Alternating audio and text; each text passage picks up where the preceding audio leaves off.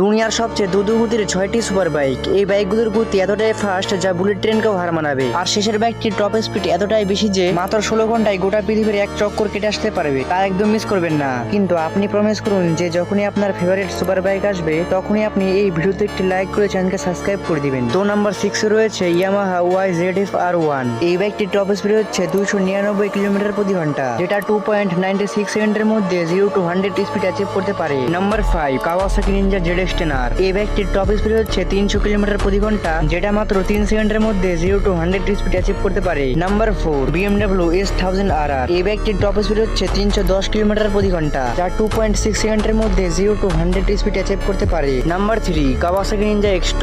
Number 3 তে Ninja X2 থাকলে তাহলে ভাবুন নাম্বার 1 এ কি রয়েছে। এই বাইকটির টপ স্পিড হচ্ছে 325 কিলোমিটার প্রতি ঘন্টা, যা 2.6 সেকেন্ডের মধ্যে 0 to 100 স্পিড অ্যাচিভ করতে পারে। নাম্বার 2 দুকাটি প্যানাগল V4, যার টপ স্পিড হচ্ছে